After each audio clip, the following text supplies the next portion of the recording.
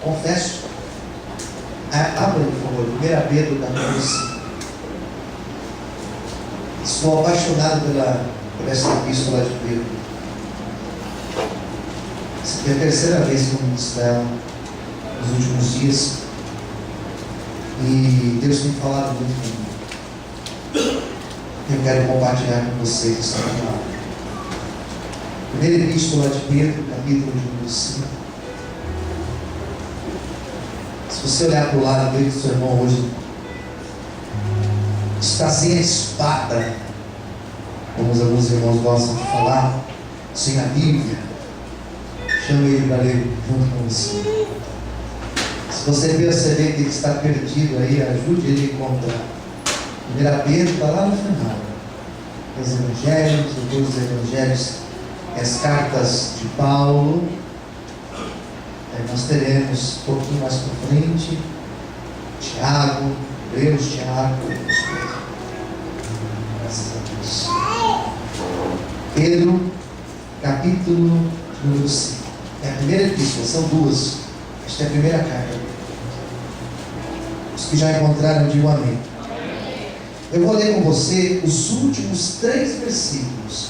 Versículo 12, versículo 13 e versículo 14. São os 3 últimos. Por Silvano, vosso fiel irmão, com cuido, escrevi abreviadamente, exortando e testificando que esta é a verdadeira graça de Deus, na qual estáis firmes. A vossa coeleita em Babilônia vos saúda, e meu filho Marcos. Saudai-vos uns aos outros com ósculo de caridade. Paz seja com todos vós que estáis em Cristo Jesus. Amém. Oremos. Senhor Deus e Pai, venha nesta noite falar conosco através da palavra que agora é lida. Que o Teu Espírito Santo tenha a plena liberdade de falar, de atuar em nosso vida. Revela, Senhor, o Teu querer e a Tua vontade. É o que eu te peço e te agradeço, em nome de Jesus. Amém. Desocupe a sua mão e aplauda ao Senhor por ele.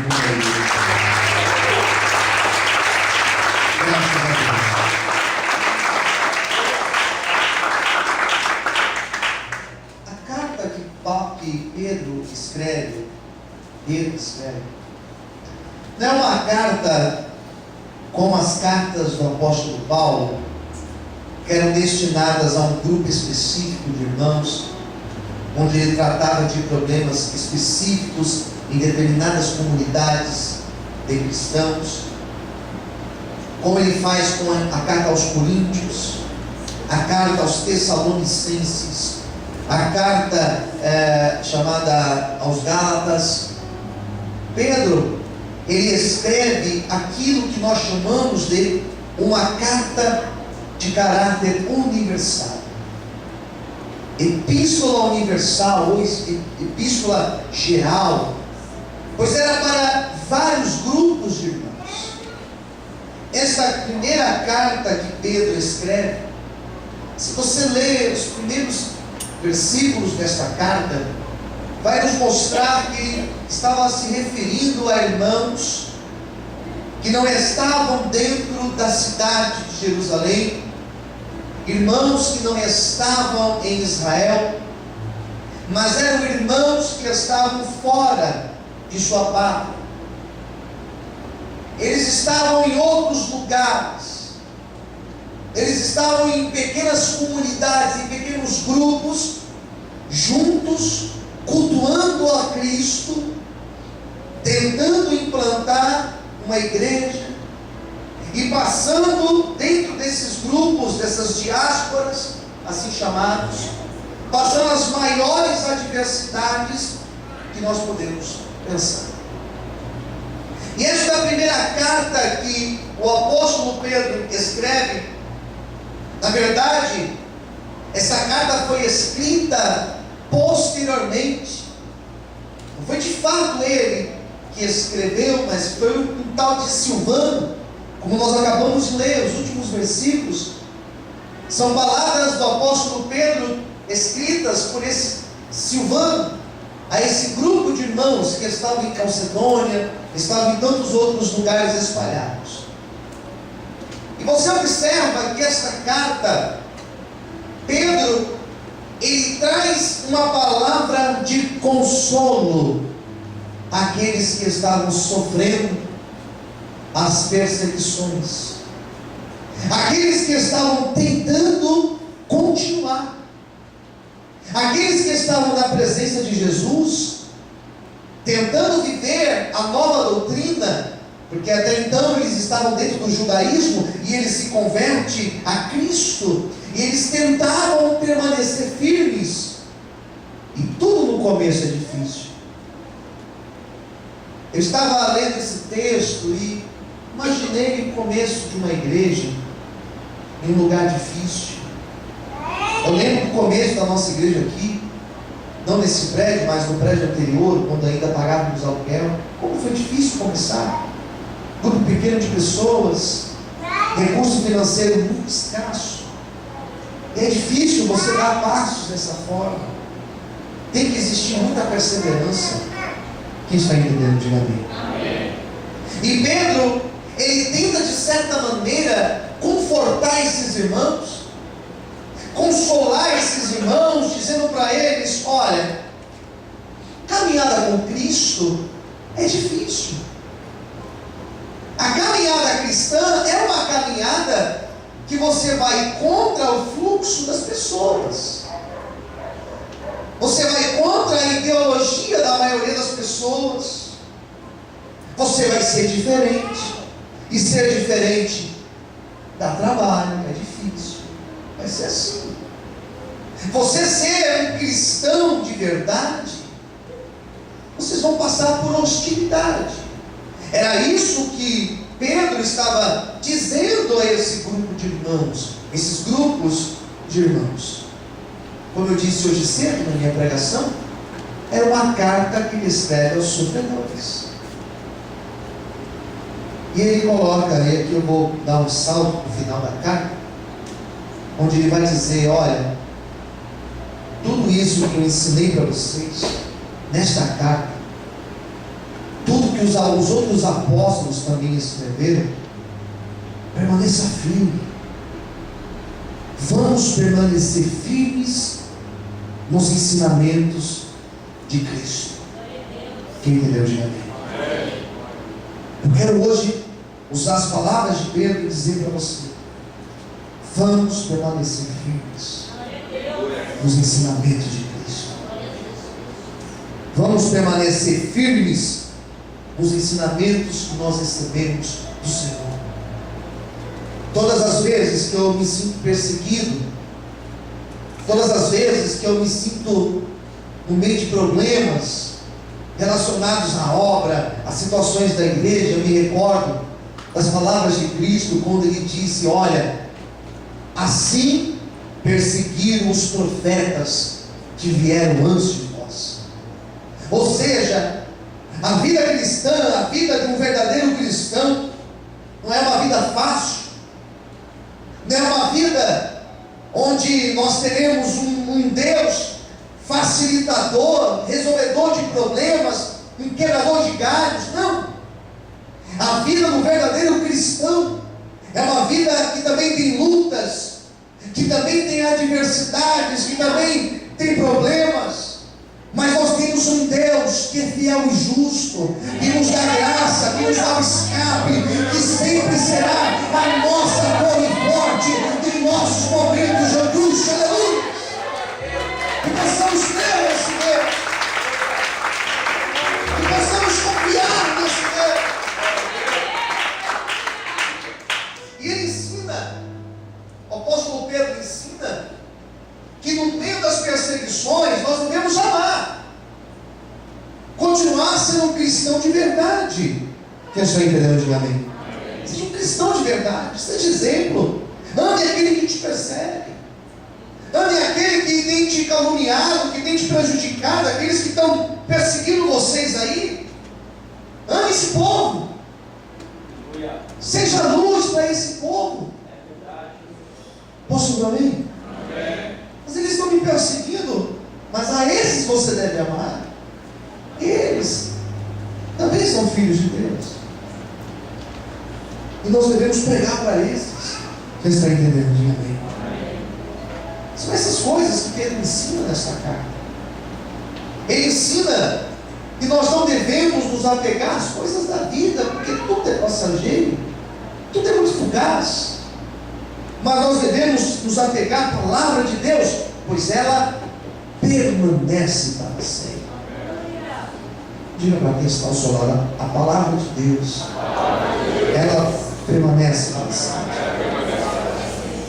E Pedro fala assim: vocês pegam tudo isso que eu ensinei vocês e fiquem firmes nisso, confiante nisso, acreditando nisso, não saindo nem para a direita nem para a esquerda, mas permaneça nisso que eu estou ensinando a vocês. A tentação de sair da direção, do propósito, é muito grande. A tentação de você se desvirtuar, deixar de ser um cristão verdadeiro, é muito grande. Todos os dias nós somos tentados. Quem concorda, Diana? A tentação é grande. A tendência é cada vez ficar mais difícil.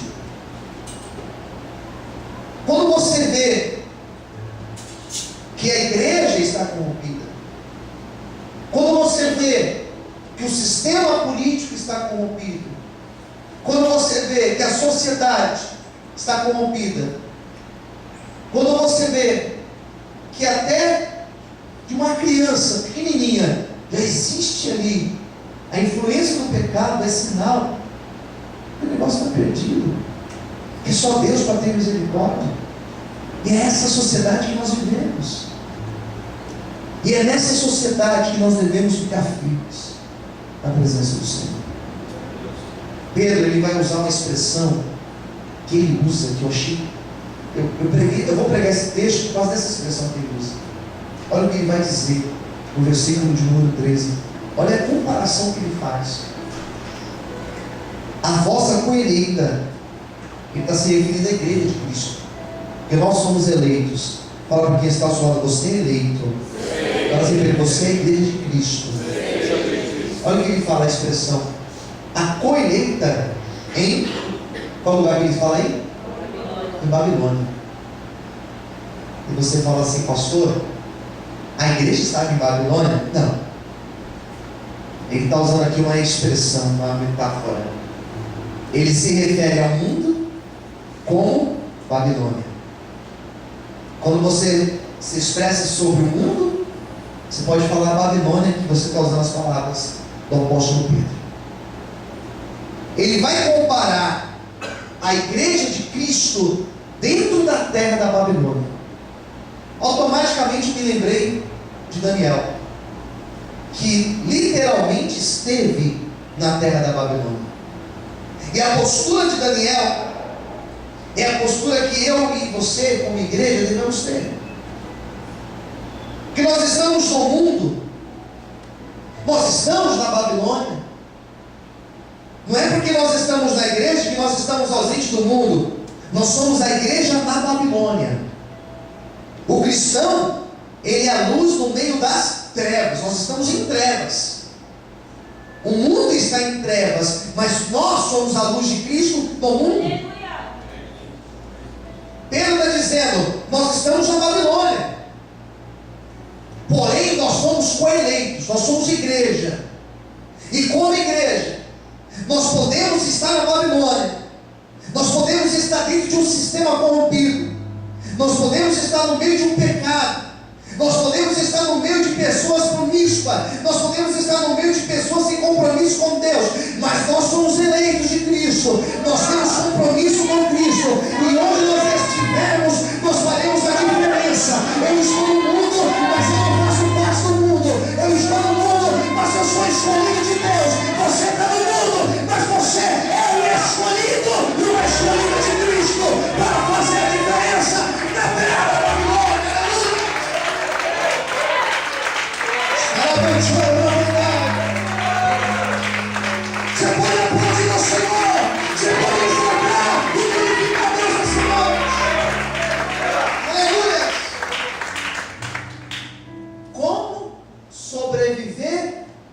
estando na Babilônia. Dá para sobreviver? Dá. Pois Daniel conseguiu. Mas outros amigos dele também conseguiram. Como a gente consegue sobreviver estando na Babilônia? Fazendo a diferença. Fala para quem estiver ao teu lado. Fala assim: nós precisamos. Mais perto, nós precisamos fazer diferença. Fazer diferença. Está na Babilônia, mas você é diferente. Todo mundo faz assim, mas eu não sou todo mundo. Já diziam os meus pais lá atrás: ah, mas todo mundo vai, mãe. Mas você não é todo mundo, você não vai.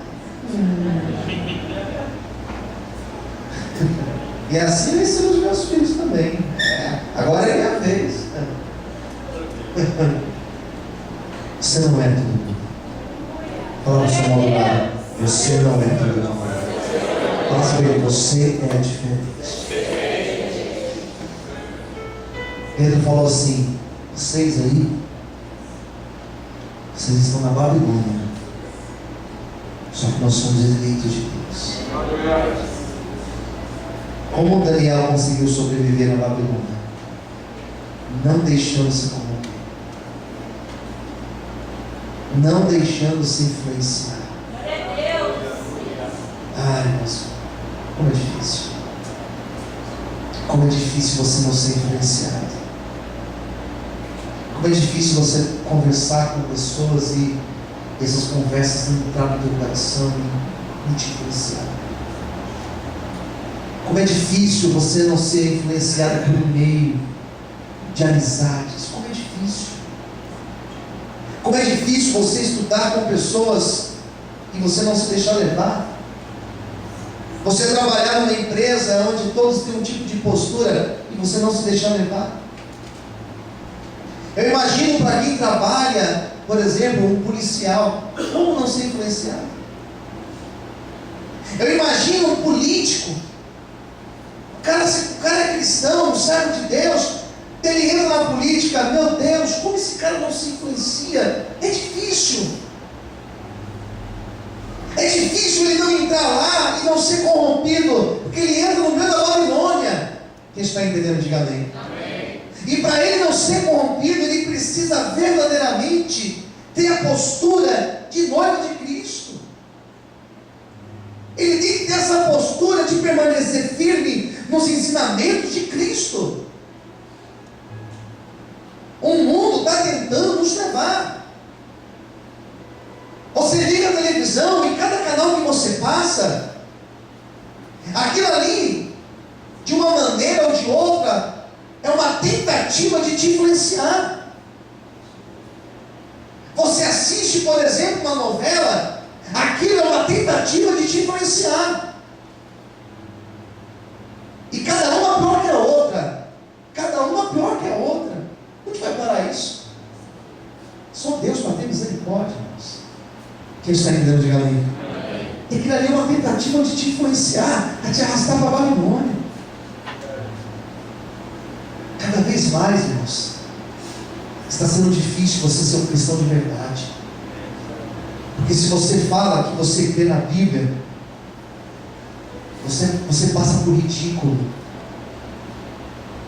Você passa por antiquado, você passa por alguém de cabeça fechada, porque você crê na Bíblia. Quando você chega aí fora e você fala: não, mas eu gosto de ler Nietzsche. Oh, você gosta de ler Nietzsche? Gosto. Poxa, que legal, que intelectual que ele é. Eu gosto de ler Kant. Poxa, que legal. Eu gosto de ler a psiquiatria. Eu gosto de ler sobre Freud. Eu gosto. Poxa, que legal. E você fala que você gosta de ler a Bíblia. As pessoas vão risar de você. Você fala: final de semana eu fui para o ensaio lá da escola de samba, eu fiquei lá. Ah, poxa, que legal. E você fala: eu fui para a igreja, adorar a Deus. Igreja? Você passa por ridículo. Aleluia, Senhor. Às vezes você renuncia a algumas coisas, as pessoas falam, você é louco. Eu no teu lugar faria assim, isso é uma tentativa de te influenciar. Nós estamos na Babilônia, mas o Espírito Santo de Deus tem conservado um povo fiel e justo, tem conservado um povo na presença de Deus. Por isso, querido, olhe para mim aqui, olhe para mim aqui. Não se envergonhe de ser cristão, não se envergonhe de levantar a bandeira e dizer eu sou um servo de Deus. Não se envergonhe de dizer eu creio em Deus, eu creio que eu vou para o céu, eu creio que o Senhor tem uma obra na minha vida.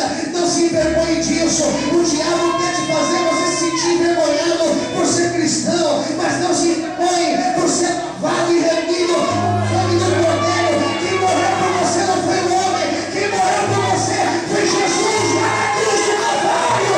Aleluia! Agora pode ir, Senhor. Só pode aplaudir aqui.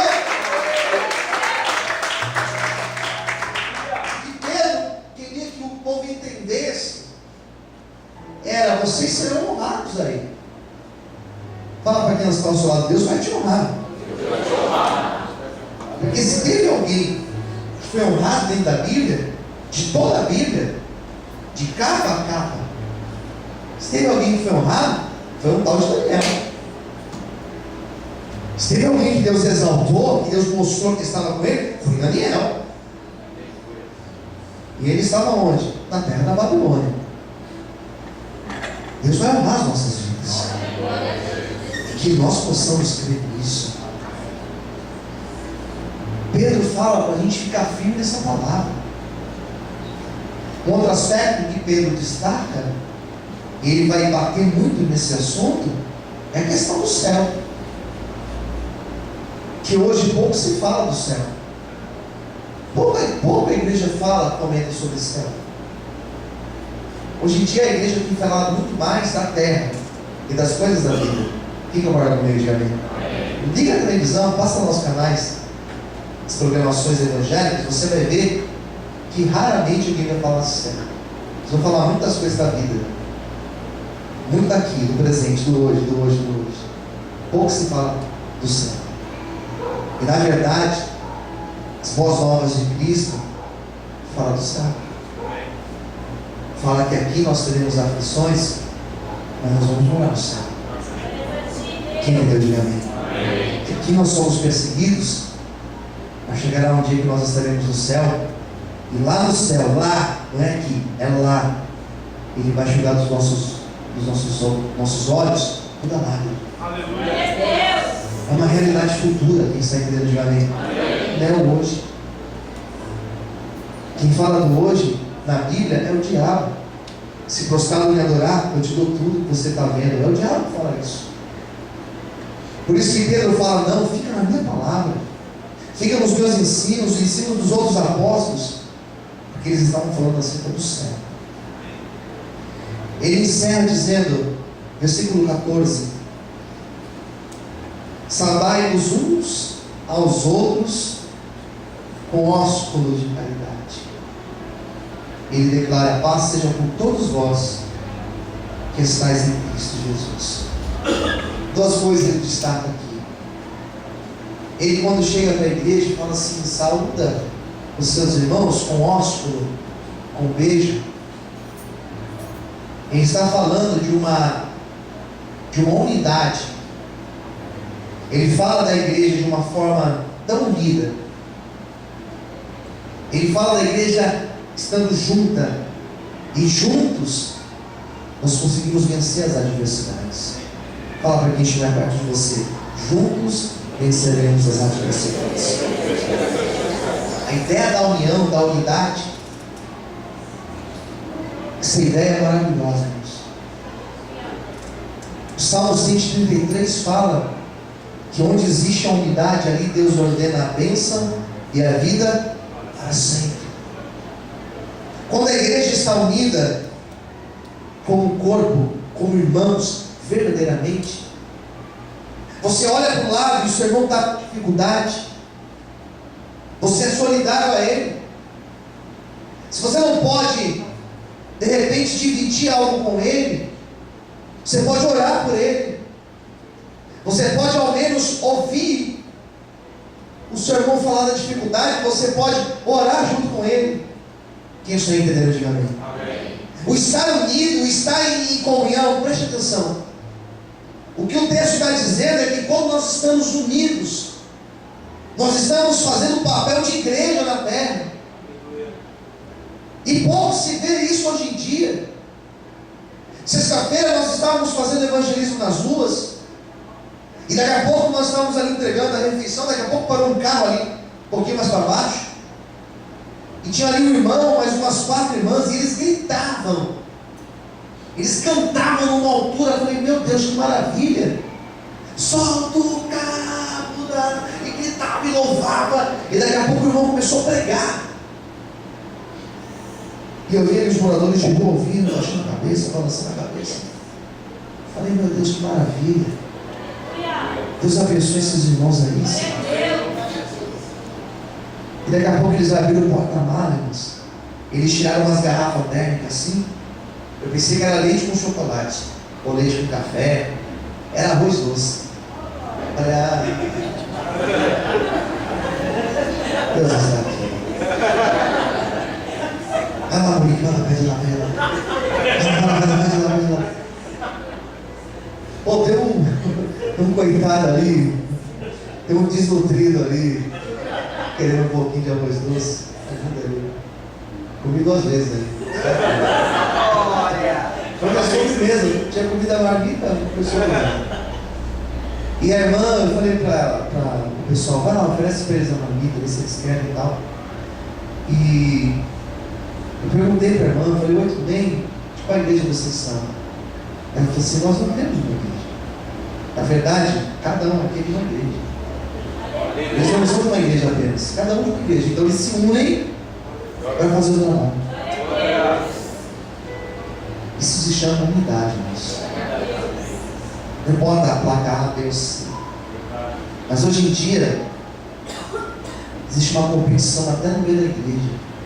Qual a igreja maior, qual a igreja tem mais pessoas, qual a igreja tem mais horários na televisão, no rádio. Que Deus nos livre disso, irmãos. Porque Jesus não vai vir buscar uma placa, uma igreja A, B ou C. Ele vai vir buscar o seu povo. E eu espero em Deus que meu nome, que o teu nome, seja chamado por Ele. Para isso que nós possamos viver em união, em unidade. Não importa se a pessoa é igreja A, B ou C, que nós possamos estar em unidade. Amém? Todos podem aplaudir e glorificar o Senhor. Aleluia! Isso que ele falou, olha, estejam unidos. Ame uns aos outros, não fique criando problemas entre vocês. Ame uns aos outros. E ele profetiza que a paz seja com todos nós que estáis em Cristo. E essa paz, queridos, que Pedro fala, Pedro não está dizendo, olha, que os problemas cessem. Os problemas não vão cessar. Não existe uma fórmula mágica, não existe um corredor iluminado que você passa e os problemas acabam. Não existe um sal que você pisa e os problemas vão desaparecer. Não existe isso. Sempre teremos problemas. Mas Pedro fala que a paz esteja com cada um de vocês. Aleluia! Que apesar de lutas, que apesar de problemas, que apesar de enfermidades, que apesar de desemprego, que apesar de lutas em casa, que a paz possa permanecer com cada um de vocês. Que vocês possam enfrentar a luta diária como verdadeiros cristãos. Que vocês possam ter a honra, a dignidade de passar por sofrimentos, como foi o tema da minha pregação da semana passada, que eu falei sobre Pedro também. Que vocês possam passar por sofrimentos, que vocês possam passar por dificuldades, mas em paz, com a convicção que nós servimos a um Deus que é grande e poderoso.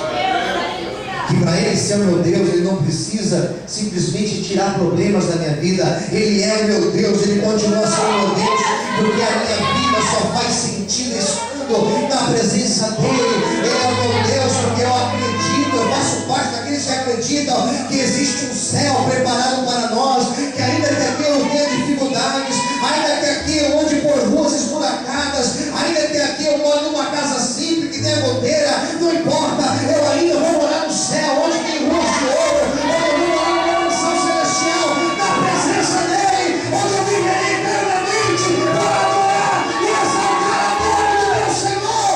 Recebe esta paz sobre a tua vida, como escolha para ti e glorificar o nome de Deus. Será que você pode glorificar o Senhor por um instante? Será que você pode aplaudir ao Senhor? Aleluia! Deixa a paz do Senhor entrar na tua vida. Fale para quem estiver ao teu lado, fique em paz. Fala assim, olha, porque Deus está no controle de todas as coisas da tua vida. Entendeu, jovem?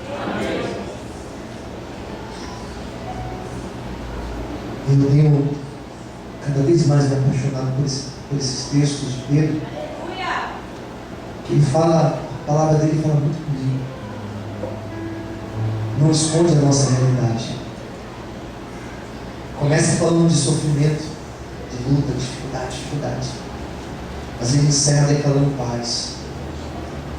Ter paz no meio das lutas é a maior dádiva que alguém pode ter. Eu já fechei minha Bíblia. Eu lembro da minha mãe, e numa cirurgia que ela fez recente, retirada de um câncer.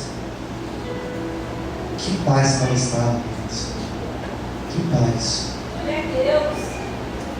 Com a certeza que Deus está no controle de todas as coisas. Meu desejo é que realmente nas nossas lutas nós possamos ter essa paz. De crer que Deus está acima de tudo, que a vontade dele é boa, perfeita e agradável para as nossas vidas.